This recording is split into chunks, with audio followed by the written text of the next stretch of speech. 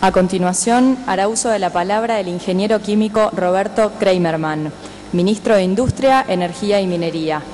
Es ingeniero químico y posee diversos posgrados en Economía, Finanzas y Comercio Internacional.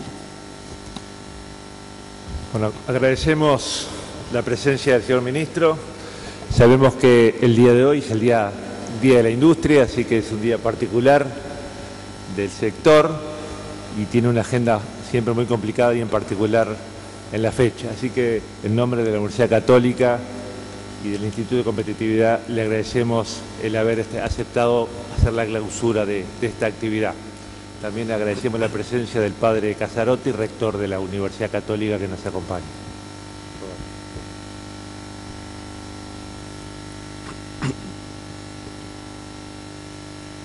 Buenos días a todos y a todos, y el agradecimiento es mío por doble motivo, por la invitación y por haber puesto sobre el tapete este importante tema, del cual a veces no está en la construcción, como dice el título de la competitividad, un elemento que se está hablando continuamente como bien se debiera en general. Y el agradecimiento porque Uruguay pasa por un momento muy especial. Como todos sabemos, tras varios años de crecimiento económico determinado por las políticas internas y determinado por las condiciones internacionales, el país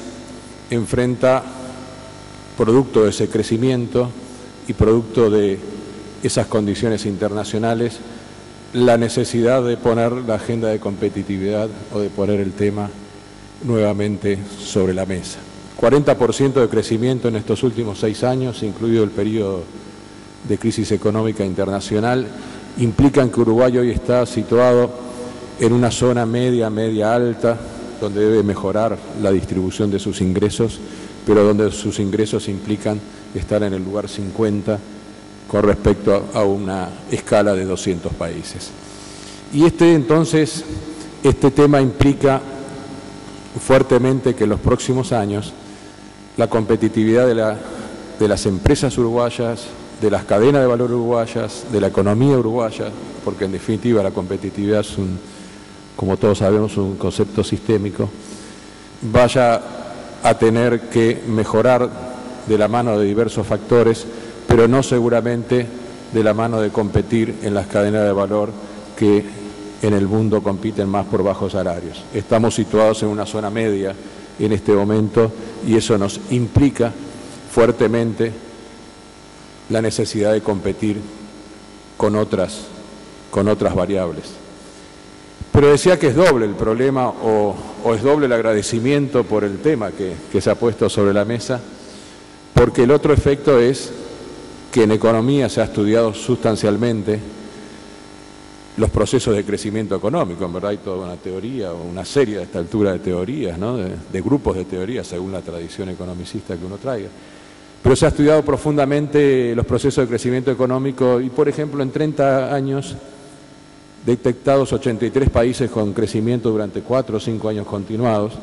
solo 10 países de esos 83 lograron seguir creciendo como para saltar el gap, la diferencia que hay entre los países en desarrollo y los países industrializados. ¿Y qué se da o cuál ha sido la principal diferencia detectada? Bueno, primero que iniciar un proceso de crecimiento económico en muchos países, como decía, en desarrollo, depende de encontrar determinadas oportunidades puntuales que den rentabilidad y que por lo tanto provean de crecimiento de Producto Bruto Interno. Pero continuarlo, y esta es la clave del asunto, continuarlo durante varios años más, como para achicar esa diferencia, solo lo han logrado pocos países y es institucionalizando los mecanismos necesarios para la competitividad. O sea, se puede crecer durante un tiempo, aprovechando oportunidades que el mercado mundial ofrezca o dotaciones, factores que el país tiene, pero no se puede crecer largo tiempo sin las instituciones adecuadas. Y este es un punto clave del crecimiento económico. No es ir a la escuela institucionalista solamente. El factor de crecimiento tiene tiene varios elementos que tenemos que estudiar, pero es reconocer de que solo instituciones adecuadas en la macroeconomía, solo instituciones adecuadas en las políticas productivas, solo instituciones adecuadas en la innovación y así sucesivamente es lo que asegura nuevas etapas de crecimiento, porque cada vez se hace más difícil, porque cuando uno crece, en definitiva, se encuentra en esa zona del medio que decía. No podía ser entonces mejor que nunca esta temática de la construcción de la competitividad. En un mundo en donde el futuro de los países y la crisis que produjo los shocks del petróleo en los años 80 instauró un nuevo modelo de acumulación del sistema económico, pero ahora 2010 está entrando en crisis ese modelo y va cambiando. Y eso se ha basado en 4 o 5 características que de aquí quería solo una retraer, digamos, o poner sobre la mesa. Seguro, en los años 90 la manera de recuperar rentabilidad y de hacer más competitivo en general a las empresas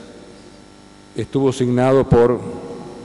factores de mayor investigación pública, mayor inversión en I+D, un crecimiento de los aspectos financieros muy importantes, una recuperación de la geopolítica por esos factores estratégicos que todo el mundo sabe que van escaseando,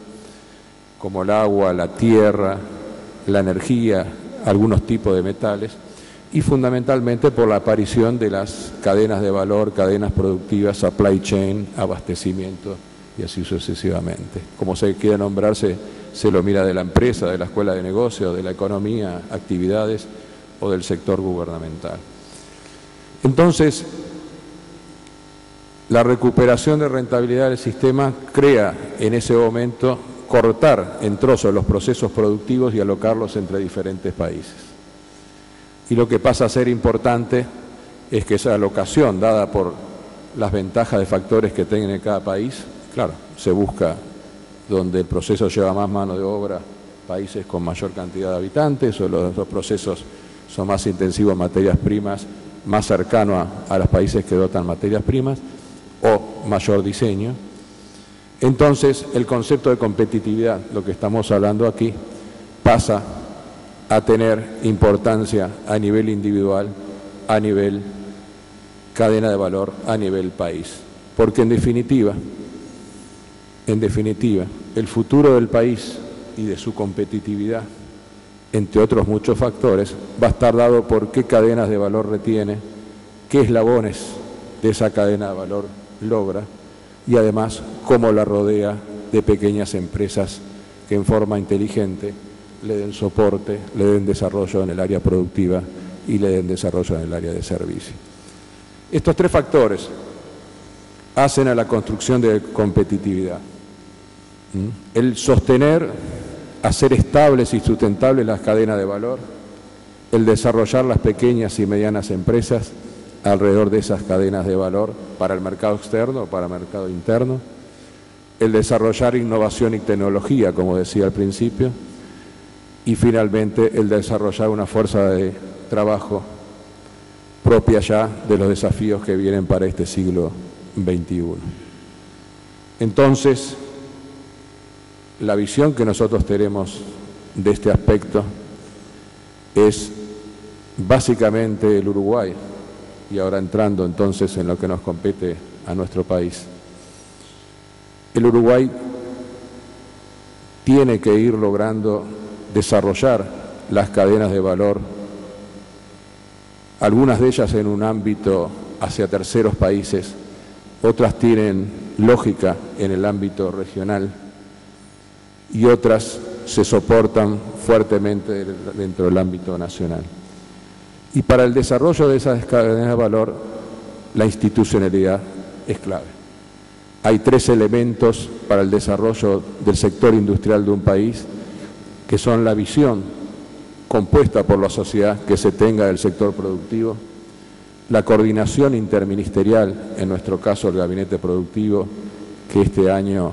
se refuerza con más ministerios y que este año adopta una modalidad más pujante con participación privada más fuerte,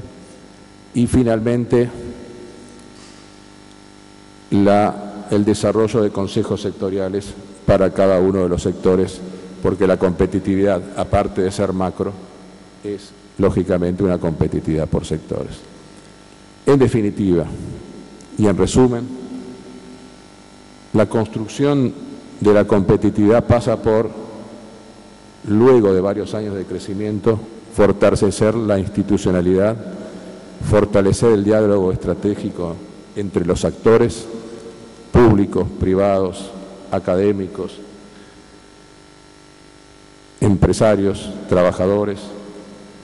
y por eso decía, los felicito en este momento por haber traído expositores especialistas en estos temas y haber vuelto a poner el tema sobre la mesa. Muchísimas gracias.